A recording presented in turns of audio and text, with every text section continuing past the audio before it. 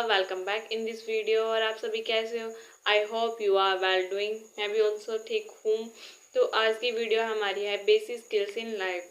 तो हमारी लाइफ में क्या क्या बेसिक स्किल्स होनी चाहिए, तो आज हम जानेंगे। तो let's start this video. First है ड्रेस वेल। तो आपको क्लीन क्लॉथ्स पहनने हैं एंड आप जिसमें लुकिंग गुड दिखो उस टाइप के क्लॉथ्स पहने हैं। मैं साइड में पिक्चर भी लगा दूंगी कि आप उस टाइप के क्लॉथ्स पहन सकते हो। टीनेज हो या आप ओल्ड हो और या आप अडल्ट हो, उस टाइप के आप आपके अकॉर्डिंग आप क्लॉथ्स पहन सकते हो।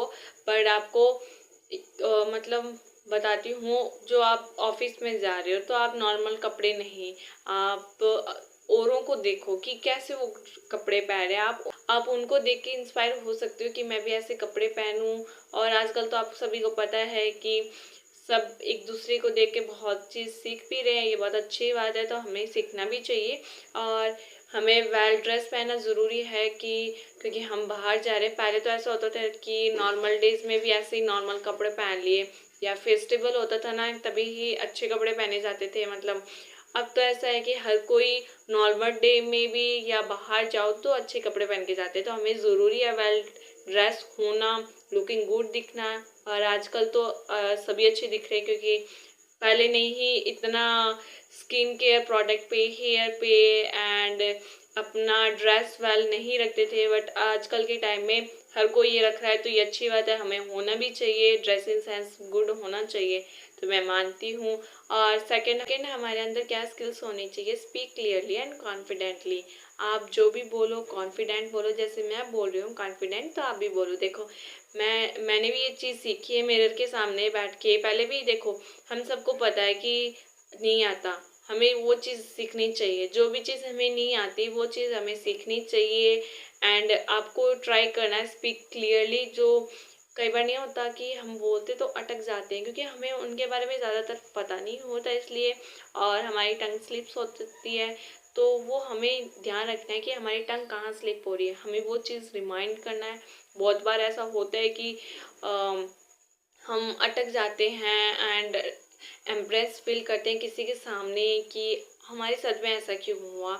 तो एक चीज़ बताऊँ क्या, हमें रूम के अंदर आपका जो स्टडी रूम होता है ना, आप वहाँ ट्राई करो बोलने की कि मेरे मुंह से कोई वर्ड स्लिप तो नहीं हो रहा। कि आप कॉन्फिडेंटली आप देखो ड्रेस वेयर रहोगे और खुद मिरर के सामने खुद से बात करोगे, तो आप बहुत चीज़ें सीखने वाले हो। ये चीज़ मैंने ट्राई की है कि हमारे पड़ोस में एक भैया थे, तो ये चीज़ उन्होंने हमें बताई कि आपको कि मिरर के सामने खड़े होके बोलना चाहिए और आप बहुत चीज़ सीख सकते हो।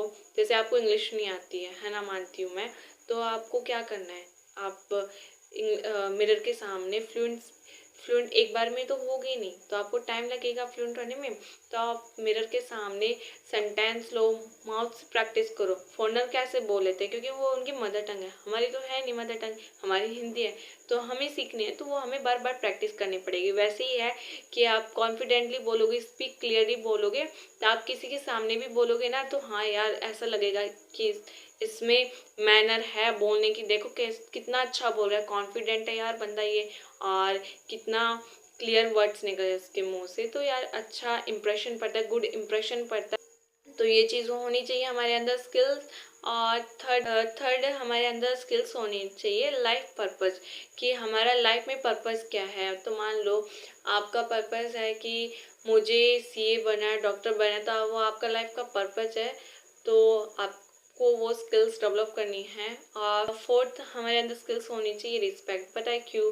कि आप अभी मान लो टीनेज हो, स्कूल में पढ़ रहे हो या कॉलेज में कोचिंग में जा रहे हो, तो आपको रिस्पेक्टफुली टीचर से बात करनी चाहिए। जो रिस्पेक्टफुली आपको टीचर से बात करनी चाहिए, पेरेंट्स से अनोइंग नहीं होना चाहिए, और आपको मिसबिहेव भी नहीं करना चाहिए किसी के साथ में। आपको जितना हो सके ना काइंड और हम्बल रहना चाहिए।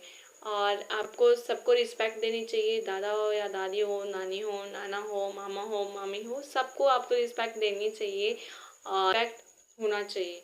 तो ये रिस्पेक्ट स्किल्स होनी चाहिए हमारे अंदर। ये हमारा फोर्थ हो गया। फिफ्थ है स्माइल। तो अपन अपने फेस पे स्माइल रखोगे तो गुड लुकिंग भी दिखोगे। और एक चीज़ बताऊँ क्या, लाइफ में अप एंड डाउन से आप पढ़ाई हो या कभी भी देखो डिसअपॉइंट हो जाते हो अपने मार्क्स को लेके या करियर को लेके, तो कभी भी अपनी स्माइल्स को है ना, अपनी स्माइल को कम मत होने देना, क्योंकि ये लाइफ में तो देखो चलते रहना है।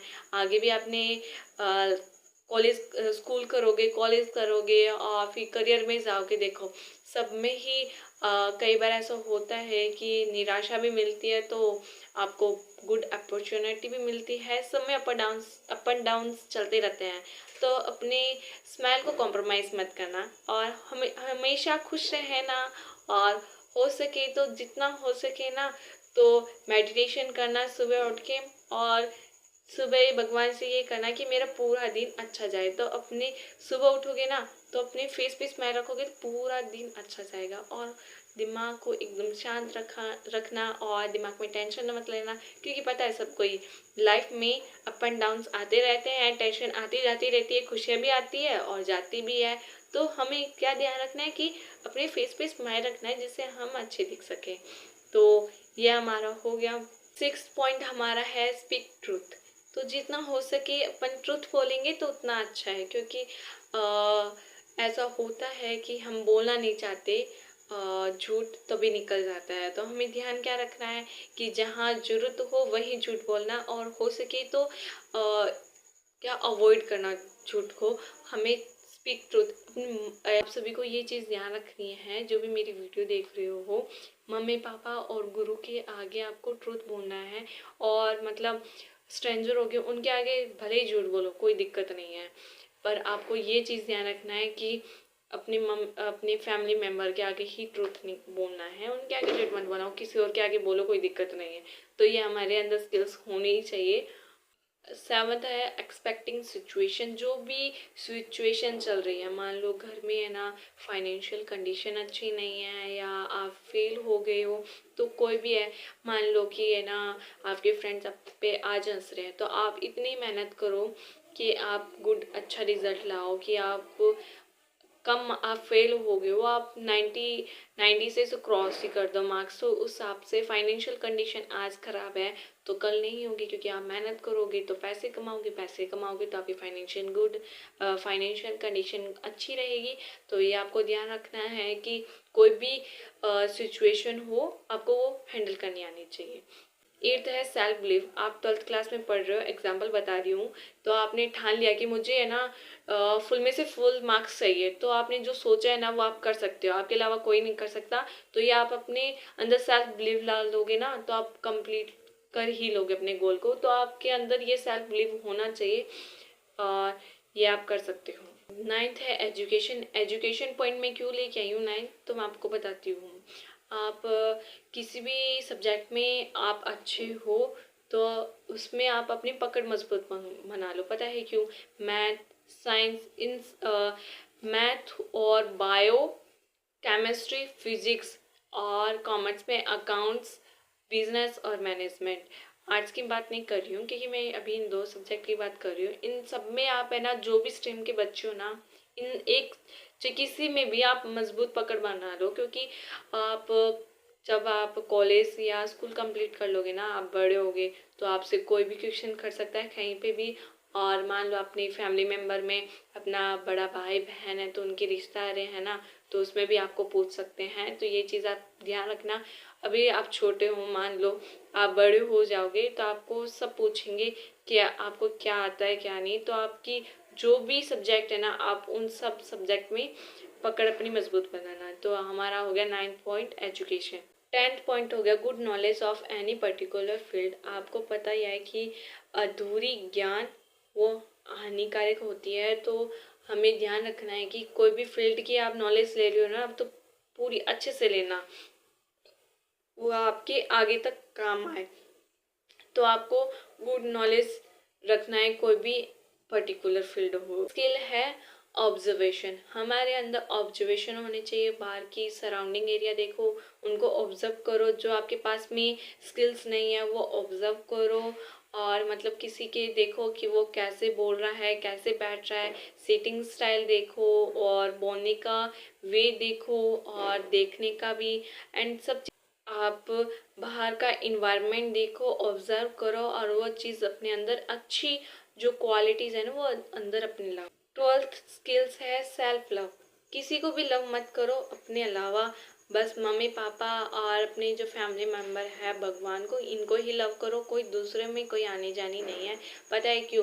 क्योंकि सब आपको धोखा देंगे एक टाइम में। और अपने फैमिली को और अपने आप को ही सेल्फ लव करो, और इससे अच्छी और कोई बात नहीं है। 13 है टेक केयर हेल्थ। अपनी हेल्थ का ध्यान रखो और एक गिलास क्या बोतल ले लो और पूरे पूरे दिन का शेड्यूल बना लो कि इतने बजे से इतनी देर पानी पियाऊँगा और खाना खाऊंगी।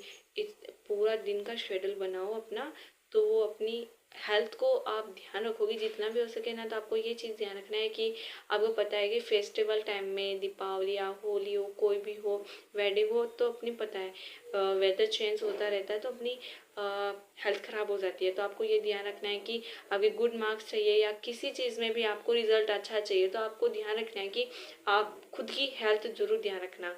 और खुद को ही खुद को आप ध्यान रखोगे तो आपके मार्क्स भी अच्छे आएंगे, आपका काम भी सब अच्छा होगा। तो आपको ध्यान रखना है कि आप अपनी हेल्थ को ध्यान रखो। 14 है मेकिंग ट्रू फ्रेंड। आपके अराउंडिंग नेगेटिव पीपल भी होते हैं, फेक पीपल होते हैं, तो आपको क्या करना है?